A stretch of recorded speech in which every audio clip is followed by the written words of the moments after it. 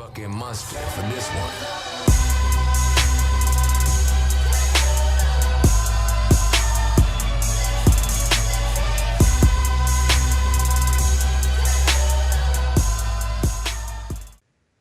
What's up, listeners? We are back for another podcast. This time around, it's going to be covering our wrestling section of everything. We have Des on the mic as well. He's recording at the moment. And we have me, and we have Brian. Me is Greg. Brian is Kills, so if y'all know that. God, where do we start with wrestling? It's been a while since we've actually had a chance to touch. The only place that deserves attention right now. It's been a while since we had a touch place. It's where we start. It's where we stay. It's where we finish. NXT or Evolution. Let's go ahead and get this out of the way. And I want to get this going forward as a petition, whatever the fuck we have to do. NXT is greater than WWE at this point.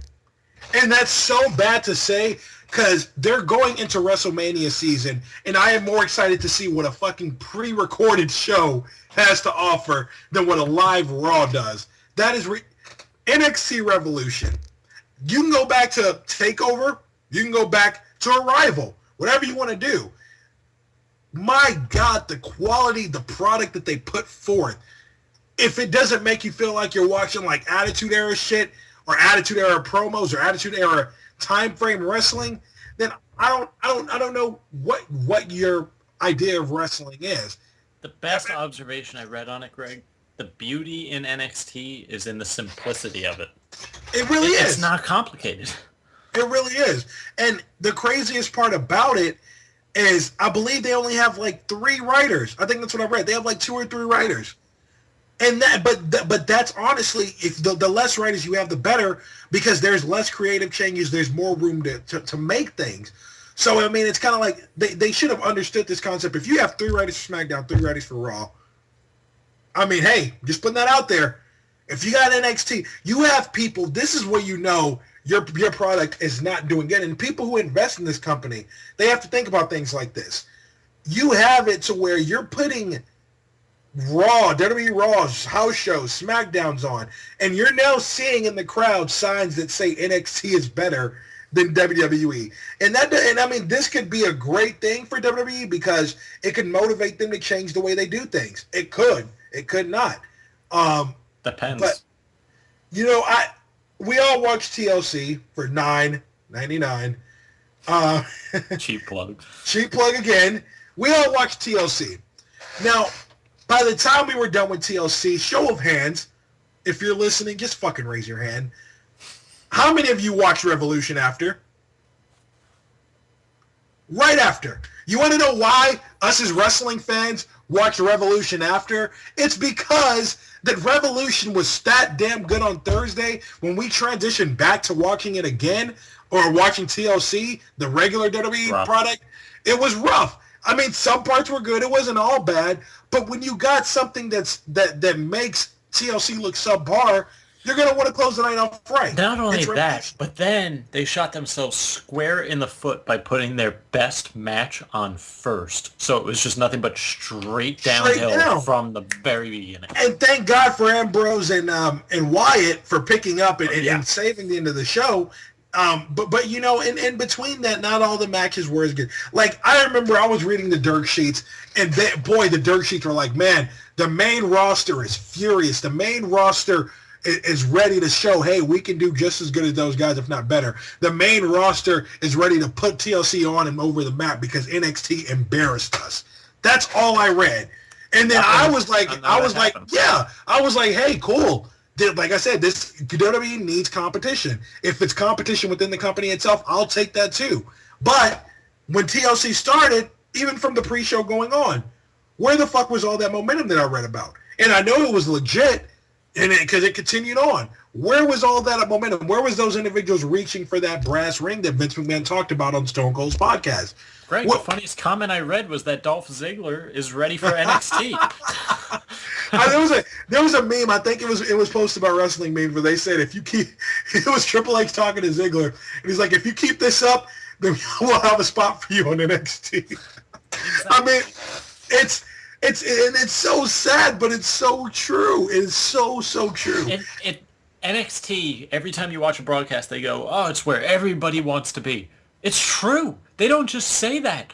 They're getting top talent from around the world to come to NXT because they're selling them on NXT. They're no longer selling them on WWE.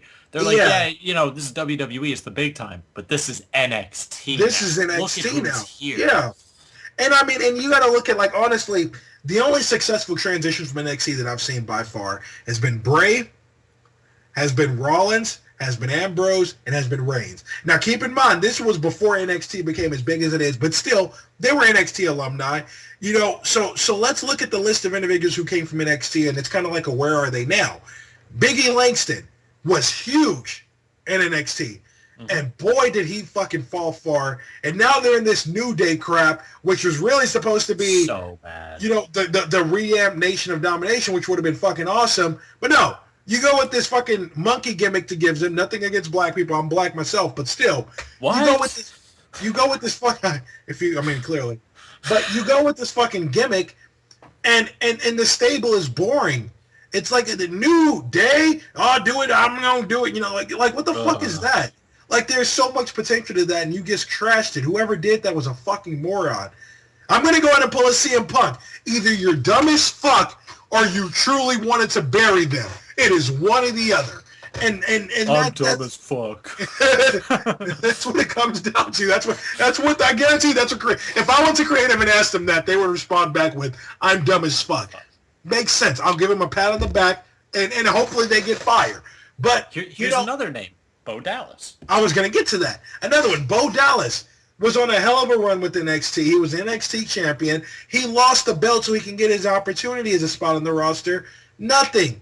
Adam Rose, who was on NXT prior to Adam Rose, I think he was Leo Kruger. He had a lot of other gimmicks before that.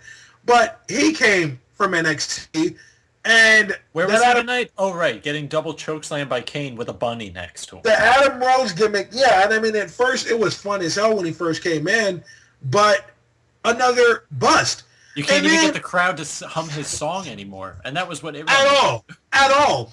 And then you finally bring in Paige, who everybody was waiting for. They did a fucking amazing job. They booked her so well. There you go. At the start. They brought her in. Night after WrestleMania, they knew she was going to get a pop. Not only did they bring her in after WrestleMania, but she won the title night after WrestleMania. And then she ran with it. I didn't even mind the heel turn, Greg. Not at all. Okay with the Paige. Not at all. If they would have kept it consistent. And then what do you do when AJ versus Paige match, which could have pretty much been a WrestleMania type match, you give away on multiple occasions, and here we are, and Paige is now on Total Divas? The fuck? What? Like that's... Didn't she in NXT refer to herself as the anti-diva? What happened? What happened? It enrages me how they misrepresent people from what got them there. Don't take something that is so successful. Like Bray Wyatt. Bray Wyatt, they didn't touch. No. They took him from NXT, put him in WWE, nothing changed. And he works. Yeah. So, and I mean, and there's a few success. Like I said, there's a few success stories from NXT. They're not all bad, but the ones that creative got a chance to get their hand on, let's be real, fucking blew. The ones that, because creative didn't get to touch Rollins, Ambrose, or Reigns, or Bray. They came in, like you said, they came in with their pushes as is, but they got to touch Adam Rose. They got to touch Bo Dallas. Biggie Langston was their idea. And Paige's booking, I'm almost certain, was their idea.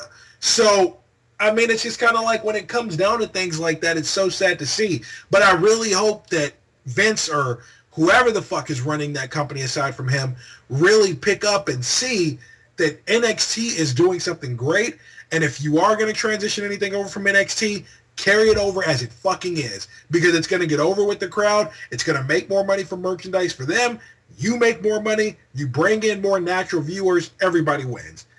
If you guys who are listening are anything like me and Greg, you sit there watching Raw, kind of like leaning like this, just kind of like, going through the motions. Right. And then there's once in a blue moon where an NXT superstar will come up to Raw. And then we lean forward to the edge of our seat and we're like, oh shit, this is about to get good. Yeah. And then they have Charlotte lose to Natalya.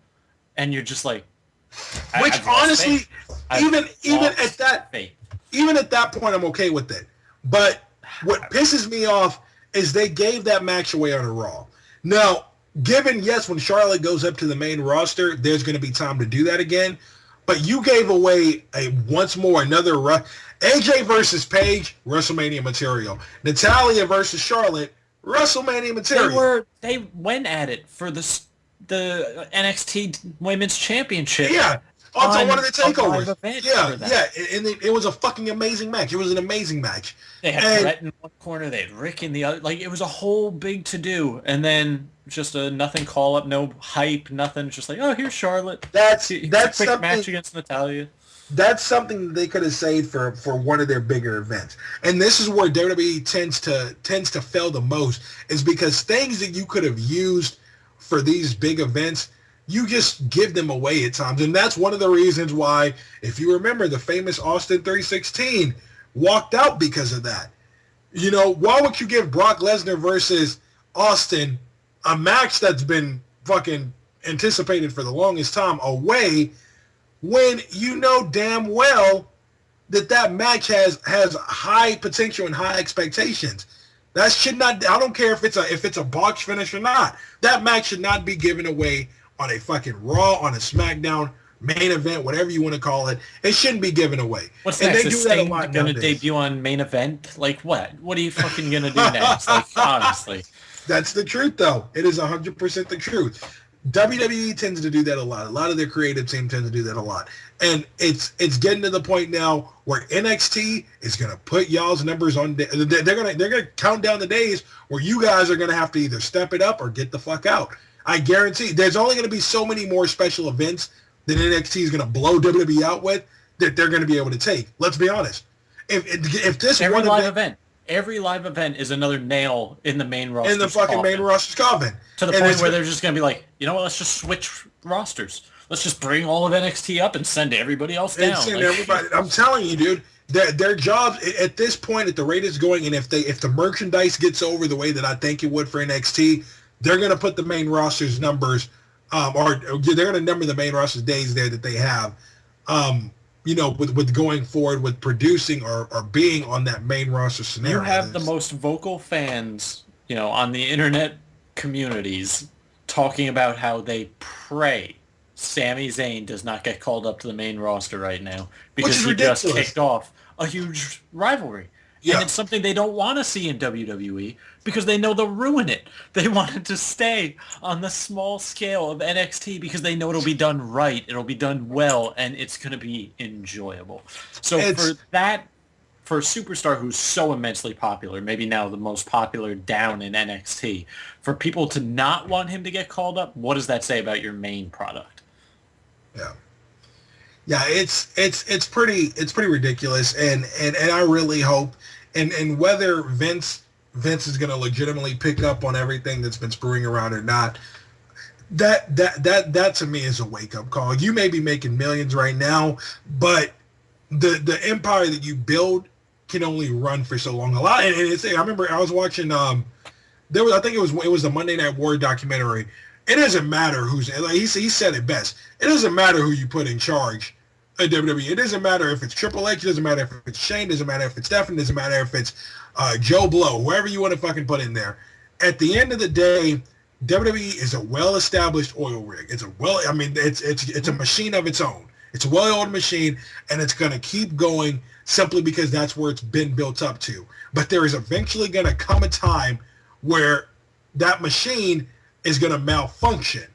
And when that machine malfunctions, either you can fix it or you can let it break down. And I hope that NXT is the wrench that causes that machine to malfunction, because now they're going to be put in a point where they got to get better, or WWE is itself, as they know, is going to go down. And when Vince's back is pushed to the wall, what he can do. So, I mean, it's one of those things, man. It's ridiculous to see NXT just outdo everything like that. That's ridiculous. NXT is just phenomenal right now, and everybody's on board with it. We'll see where that goes. We're finally at a point now where WrestleMania matches are foreseeable. I really hope blurry. To an extent here, because there's still a lot of for instance, Number one, Roman Reigns. The reports I want to say since like last year or even middle of this year maybe, or last year's WrestleMania I should say, have been that Roman Reigns is going to be pushed to the moon. We knew that, and that Roman Reigns would be the one to beat Brock Lesnar for that title. So it's terrible booking. It's every way imaginable. I don't like the idea, and it's not. A lot of people get me confused. It's not that I don't like Roman Reigns. It's not that I don't like Roman him. Reigns. He actually likes him. Brian's not a fan of him. I don't mind Roman Reigns. What I have a problem with is Roman Reigns is not a believable individual to lead this company. He's not. If they're trying to make him the next Cena, that is the wrong guy. Roman Reigns needs to be along the lines of, not as much as the ego, but what like Kevin Nash was to WCW, or he needs to be along the line somewhere there. He doesn't need to be the company's face. He doesn't have the attributes to do so. And that's where I kind of feel that I really hope that he's not the one to be Lesnar, because if he does, then that's going to solidify it. A lot of rumors this week have been going around for Bray versus Undertaker. I love that idea. I love that idea. Strong one. It's one of those things to where Taker can really test, okay, do I really need to hang up the boots, or do I just need to take better care of myself? It's one or the other. He's not at risk wrestling Bray as much as he was against Brock, because it's not going to be that, not that Bray Wyatt's not physical, but you're not getting manhandled by Bray Wyatt like you did Brock Lesnar. So it's low risk from a physical standpoint. It's high reward as far as the billing of that kind of rivalry. Yeah. I think the fans would love to see it. I think it's good for Bray, obviously. And, after losing the streak, I think it's a strong follow-up for Taker, because, any other matchup, people are going to be like, what's the point of this? He doesn't have the streak. Whereas you can build a reason something new.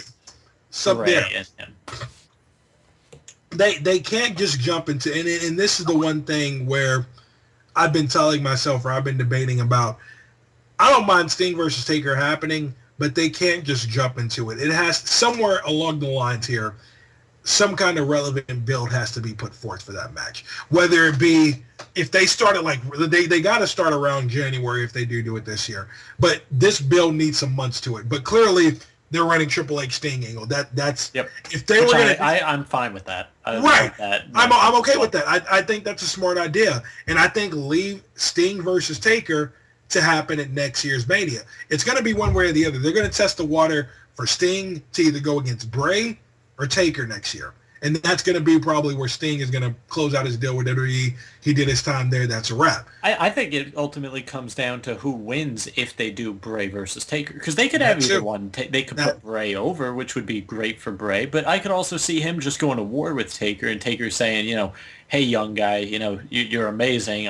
I see you getting the torch eventually, but it's still not your time yet. They could still swing that, and if Taker wins and Sting beats Triple H, they're on a collision course. Yeah, they have a lot of ways they can do that one. I really do hope they do go with Taker versus Bray. That would give me reason even more to watch that or go to that pay-per-view. I go to WrestleManias every year, so that would give me that much more of a reason to go ahead and invest in that trip. But that's another one. I mean, aside from that, you can really only think, where do they go from here? One thing that stood out to me, the one thing that I keep thinking about, is Cena, Dean Ambrose, Randy Orton. Those three, and Seth Rollins, technically. I really think at this point what they're doing is, I think they're holding off Orton versus Rollins for Mania. I think Orton's going to come. I think Orton's going to come back at the Rumble, which is going to open up for those two to fight, as we all know, and cue Orton versus, and which I'm okay with that too. Orton versus Rollins at Mania is a good pick. Here's the question: how do you have him returning? Do you have him in the Rumble match, eliminating? Hands down. The only problem I have with that is, why put Rollins in the Rumble if he has the briefcase? Why not? They've done stupider things. I don't know. I just feel like I agree that he shouldn't have a reason to be in there.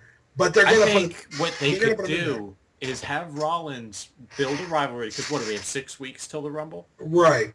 Pick up next week immediately with a rivalry that makes sense. Some intense rivalry right off the bat with Rollins. Make it personal. And at the Rumble in that match, have Rollins win and then go to take out that person and then have Orton return on him. That way it's not this overlapping, like, why is he in the Rumble if he already has a future title match? See, but nobody's going to think like that. They're going to hit that clock click down and they're going to see Rollins come out, and that's all that's going to matter. Either way works perfect. Don't make him the number one entrant. What are you talking about? No clock ticking down. They probably would. But see, you know what? If they make him number one and then Orton number two, that would solidify it that much more. Whatever's going to happen, I think that's where that's going to start. I think they're going to do Rollins versus Orton at Mania. Here's another interesting idea that I thought of, because clearly they're not going to go the route of, if they do go with Lesnar versus Reigns, Cena, either they're legit going to put him against Rusev at Mania, or the logical thing would be to put Cena against Dean Ambrose. Because who is he going to, that's another thing I think about. Who is he going to fight? Dean Ambrose could be another one who Cena can legitimately go against at Mania. And I'm not talking about a no fucking contract and a pole match, like a legit one-on-one match. Let's see what those two can do. That would be awesome too. That'd be another badass WrestleMania match. It varies.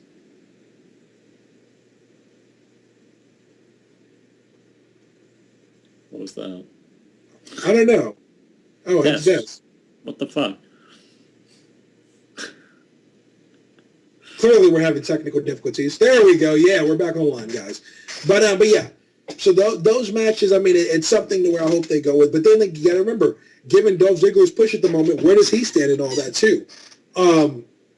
Things like that. It's the age-old issue they have, where they have too many of one and not enough of the other. No, and it's normally the way it shakes up right now. Too many faces, not enough heels. Yeah. You don't have enough main event caliber somebody's going to turn. Somebody's going to have to turn, but no later than January. Somebody's going to have to turn, because at the rate that they're going now, it's just the talent pool, like you said, is just not there, and they haven't established anybody as a true heel yet. You can get away with Ambrose and Cena with neither of them being a heel. You can get away with that, and they're very lucky that they can get away with that.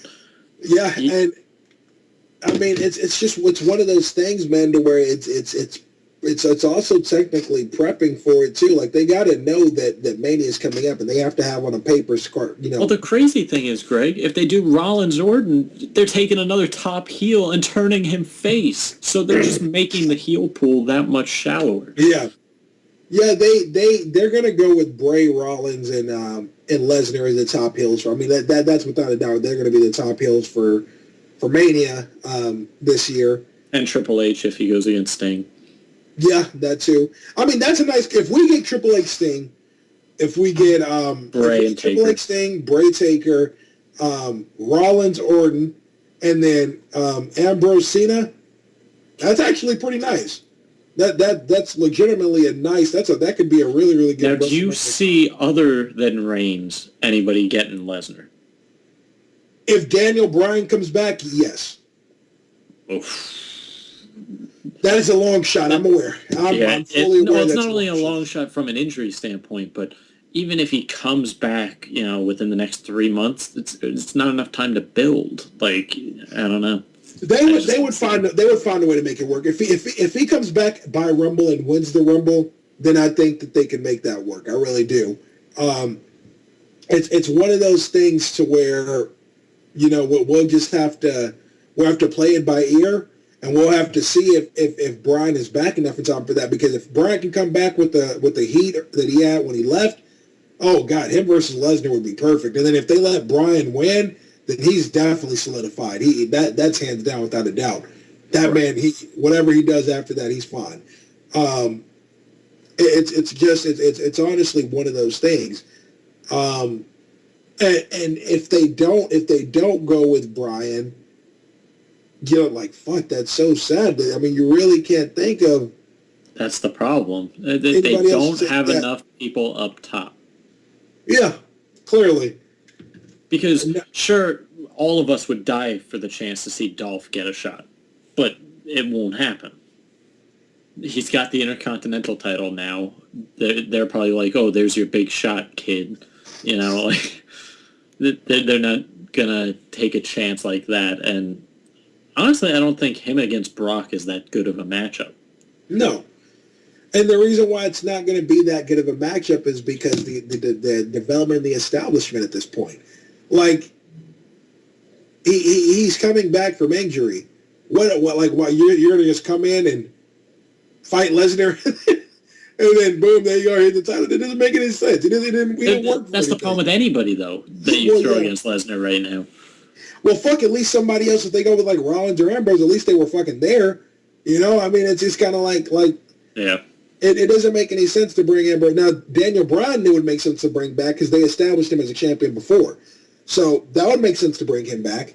But anybody else... Didn't I hear for a while a rumor about The Rock coming back for Lesnar? Oh, The Rock was supposed to fight Lesnar last year, I think. Last year's WrestleMania, The Rock was supposed to fight Lesnar, and that never went the way it was supposed to because clearly Rock had changed his mind on actually wrestling. So, it's things like that, man. But at the end of the day, there's still some good possibilities for this year's WrestleMania to where, the amount of people they're trying to fucking sell out in that stadium in Santa Clara may be met if they do it right.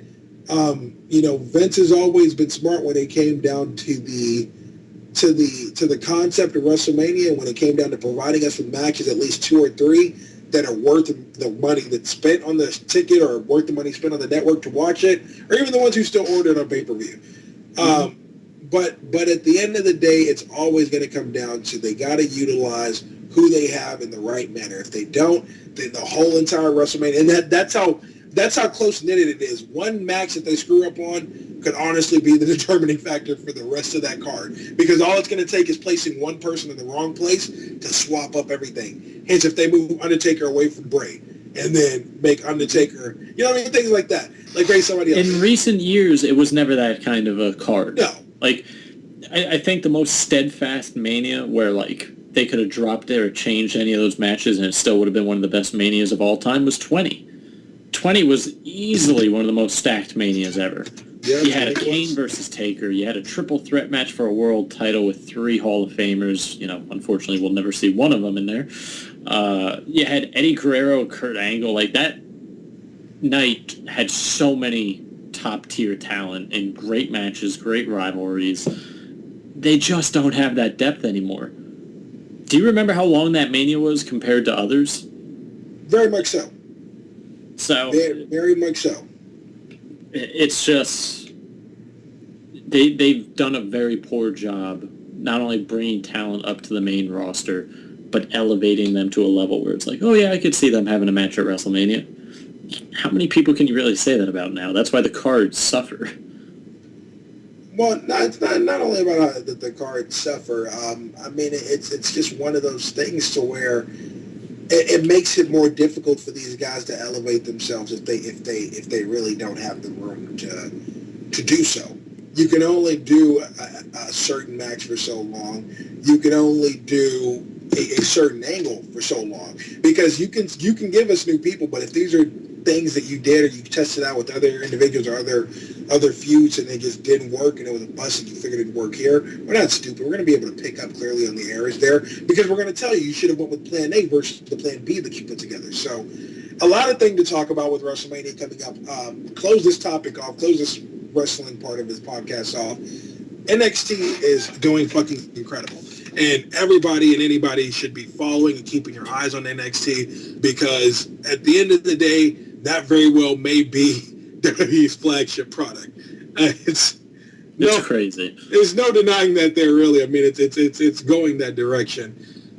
So with that being said, that's where we're going to go in and close this one off at. Raw was tonight. Way to bring back Lesnar, but not, like Brian said, at this point, I don't see much need to talk about it when we had Revolution happen no more than a few days ago. So, yeah. So, Brian, me, Des Recorded, out. We'll see you next week. Later.